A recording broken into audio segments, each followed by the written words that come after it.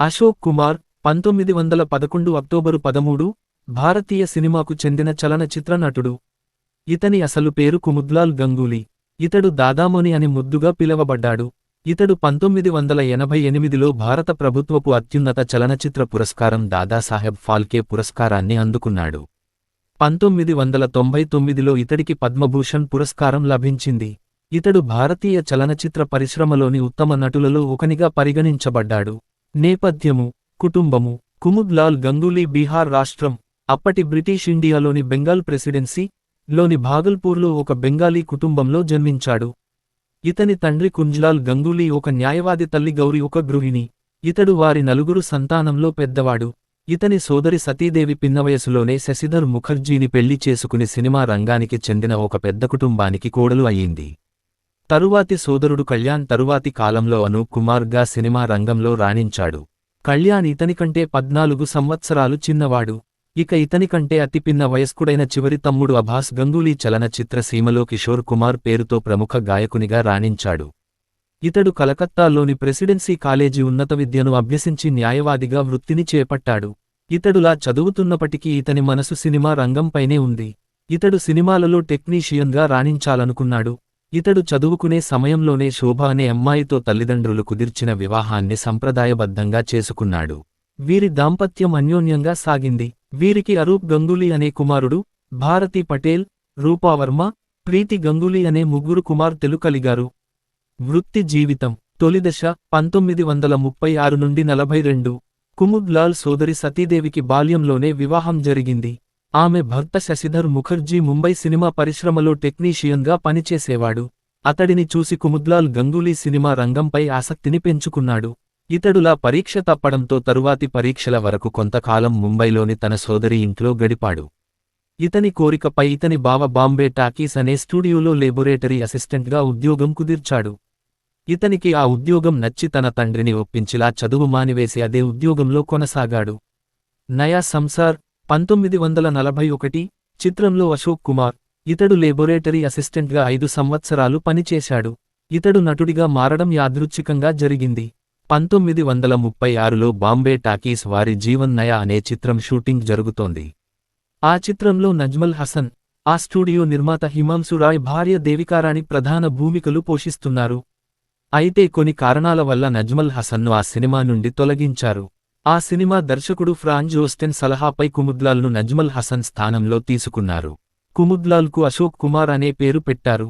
అఛూత్ కన్య 1936 చిత్రంలో దేవికారాణితో అశోక్ కుమార్ తన నట జీవితాన్ని కొంత అయిష్టంగానే ప్రారంభించిన ఇతని తరువాతి చిత్రం అఛూత్ కన్య ఇతనికి దేవికారానికి మంచి పేరు తెచ్చిపెట్టింది.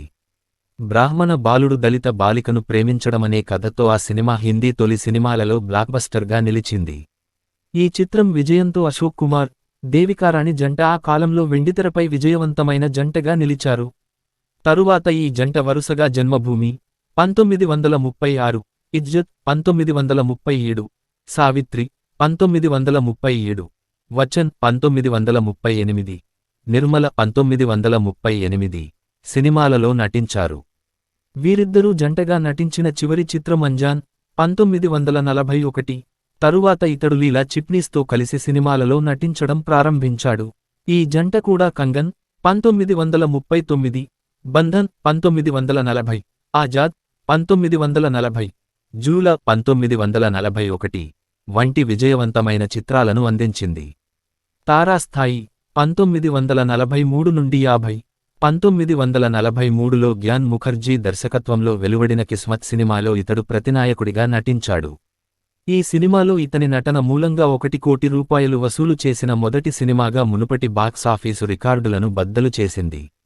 ఈ సినిమాలో నటన ద్వారా ఇతడు హిందీ సినిమాలో మొట్టమొదటి సూపర్ స్టార్గా పేరు గడించాడు. మషాల్ 1950 చిత్రంలో సుమిత్రాదేవితో అశోక్ కుమార్. కిస్మత్ తరువాత చల్ చల్ రే నవ్జవాన్ 1944, షికారి 1946, సాజన్ 1947, మహల్ 1949, మషాల్ 1950, సర్గం 1950, సమాధి 1950 వంటి అనేక బాక్సాఫీస్ హిట్ సినిమాలలో నటించాడు. ఇతడు బాంబే టాకీస్ సంస్థ చివరి రోజులలో ఆ సంస్థ కోసం అనేక సినిమాలను నిర్మించాడు. వాటిలో దేవానంద్, ప్రాణ్ నిలదొక్కుకోవడానికి కారణమైన జిద్ది 1948, రాజ్ కపూర్ను పరిచయం చేసిన నీల్ కమల్ 1947, మధుబాలతో కలిసి నటించిన మహల్ 1949 సినిమాలు ఉన్నాయి. పరిపక్వ స్థాయి 1950వ దశకం. 1950వ దశకంలో అశోక్ కుమార్ కథానాయకుని పాత్రల నుండి పరిణితి చెందిన పాత్రలను ధరించడం ప్రారంభించాడు. 1958లో విడుదలైన హౌరా బ్రిడ్జ్ సినిమా మాత్రం దీనికి మినహాయింపు. యువ హీరోలైన దేవానంద్, దిలీప్ కుమార్, రాజ్ కపూర్ వంటి వారు వెలుగొందుతున్నప్పటికీ ఇతడు కూడా అఫ్సానా 1951, దీదార్ 1951, నవ్ బహార్ 1952, పరిణీత 1953, బందీష్ 1955, ఏక్ హీ రాస్తా 1956 వంటి విజయవంతమైన సినిమాలలో రాణించాడు. ఇతడు 1950వ దశకంలో ఎక్కువగా నళిని జయవంత్తో కలిసి నటించాడు. ఇతడు మీనాకుమారి జంటగా తమాషా 1952 మొదలు పాకీజా 1972 వరకు 20 ఏళ్ల వ్యవధిలో 17 సినిమాలలో నటించారు.